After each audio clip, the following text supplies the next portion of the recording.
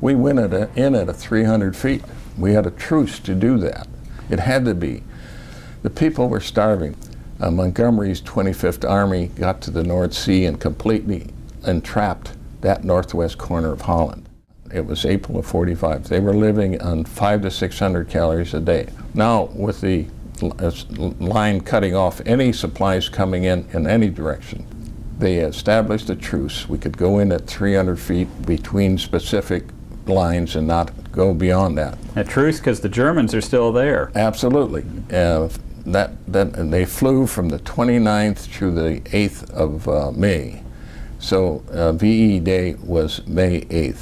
I told Penovich, you know, count me in.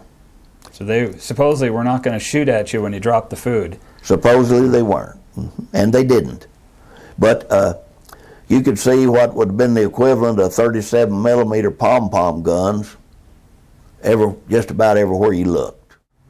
We were a little apprehensive coming in, looking at all of this firepower. I mean, the old 17 just been that'd be a clay pigeon. But then after the first one, I don't think anyone really worried about it then.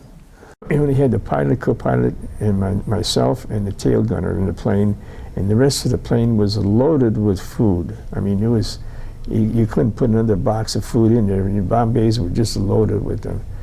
So we went over and I think it was about 3 days in a row, we dropped tons and tons and tons of, I don't know how many thousand tons of food. Could you see people on the ground? Yes, because we came in at about 500 feet. And we were supposed to look for the big white cross where you dropped the supplies. I don't know if you saw the food. They had 10-in-1 ration, and it had cheese and cans, some of the best cheese I think I've ever eaten. But they had the cans about this big, and so you had sacks of them and different things. And we were going over there and supposed to not get out of this area and drop this food. Well, we had a new bombardier or a navigator or something. And so what happened was we actually got lost. We never found the main dropping area. And we were down to where the trees, we had the trees kind of bent over. We were so low, we didn't want to get shot down. So we figured we'd fly low. At least they figured they'd fly low, the crew. So we get there and we see this little farmhouse out in the middle of nowhere. And so we figured, well, by golly, they looked like a bunch of people around there. So we circled, and they came out, hey, waving and everything. Well, hell, we'll drop here. Open the bomb bay and let it go. And they seemed real happy. I believe the altitude was we were supposed to stay at 500 feet or above. Well, we didn't even come close. We dropped well under that. I remember at one time we were coming along and we had to tilt a wing up to keep from hitting the church steeples. So we were very, very low on the ground. And I remember they had a great big circle, like in limestone or white. It was white. We were supposed to try to hit that. And out of the corner of my eye, it was one of these, and that's where I just read about it, a grandstand. It was a grandstand. An old-fashioned race. It had a roof that kind of went like this, and there were people in the bleachers, and they were cheering because it seemed like here's them and here's us, and if you better watch out, we might come in on you, you know. But we dropped, and then I saw a sign because I'm looking out I'm following the whole thing down, and I saw him hit, and then in one corner on one of these missions it said, "Thank you, Yanks." in white rocks or what, I don't know, but they spelled it out anyway. Thank you, Yanks. So that made you feel good. Yeah, we went on 3 of those. Believe it or not, we were flying so low that I had to look up and see what time it was on a bell tower. They had a clock up there, and for some reason I had gloves on or something, I don't know. But I didn't want to bother looking at my watch, so I had to look up at that bell tower to see what time it was. And then I remember so well that these were apartment houses that maybe 3 or 4 stories high, and they were up on the top waving bed sheets and what have you.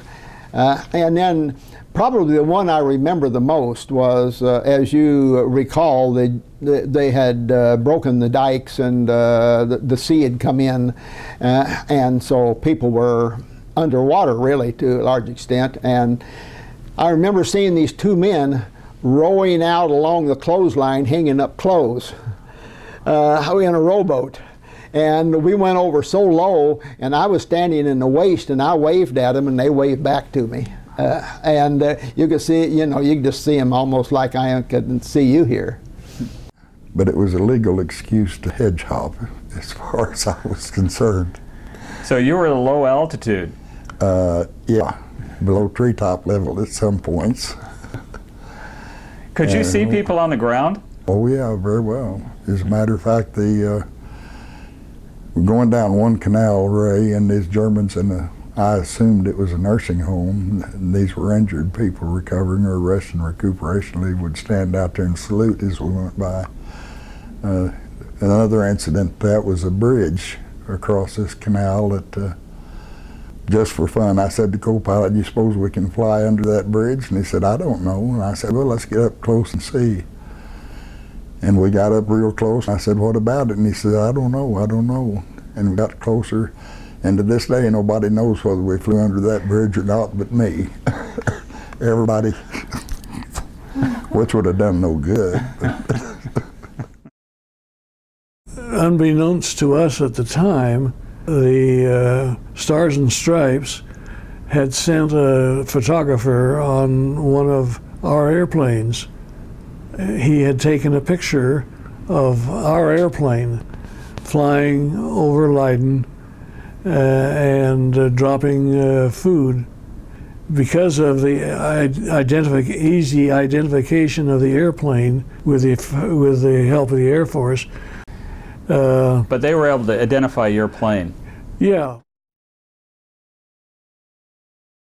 And then this one mission, the first mission, we dropped the food, and then so we kind of climb up a little. We don't start flying across Holland, heading back home. So the next time we'll take some of those 10-1 racks and keep about 6 of those boxes. And as we see these people alone out there, we'll throw it out through the boundary. So that's what we did this next mission. We'd see somebody alone, and I was the bombardier, so I was sitting up there in front and said, "Get ready, Teddy." And I said, "Get ready, you ready? Go." And you throw a box out. And one I threw out, it landed in a canal, and the tail gunner says, "Hey, you missed it, it went in the water."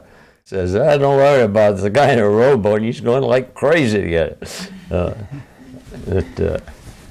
It was a very heart-wrenching It had to be satisfying, that kind of thing. Well, that's what I mean. To go from dropping bombs on people and dropping food. Yeah. We had people from this food drop come to our reunion, thank us for it. That must have been satisfying. Yeah. Why does that one? That obviously pushed a button with you. Why is that? An emotional button for you. Well, it was good that we were doing something, dropping something good instead of dropping a bomb. Was there particular satisfaction in those missions? Oh yeah, I figured, instead of blowing something and killing somebody, here at least I'm saving somebody from starving and starvation, and it's nice to know that you're doing some good once in a while too. Did you have a different feeling about these missions compared to the combat missions? Yeah, yes sir, I really did. I felt like maybe we were doing something to help someone rather than kill a bunch of people. Well, those must have been satisfying missions.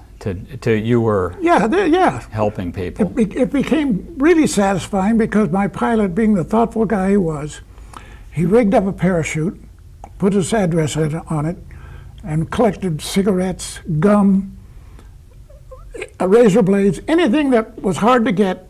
We made a little parachute and put it in a handkerchief with his address, and it was on top of the load. It went out with the load. And the way I figured out, if anybody wanted to say, well, how do you throw something out of a B-17? You know, they're always ready to back you. Well, the pilot, I can hear his words today. It went out with the load. So as the load went out, this little parachute went out. And it drifted. This was a town that we dropped food to way up in northern Holland.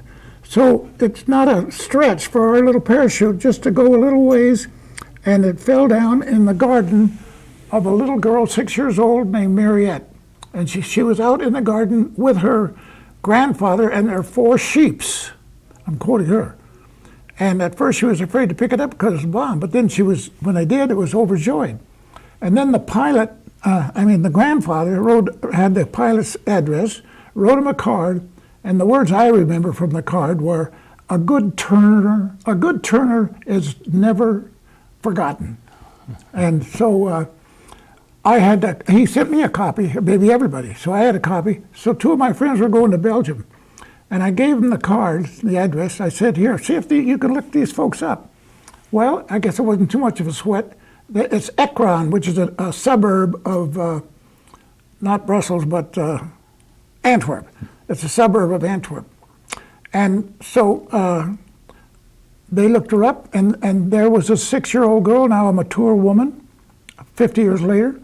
And so she wrote me and the family, and her English is not bad at all, you know. And so these guys have 6 sons, 1 daughter. For my 80th birthday, they made arrangements to fly her over. And at the meeting, we had a big party, and there was Mariette, and she's wheelchair bound. And Timmy was one of them that went down to LAX and picked her up. And as the article went on, made the paper, of course, it said there she wasn't a bit afraid of being picked up by 2 strange men. And so since that time, we've had a great relationship with Mariette, and she's a close friend.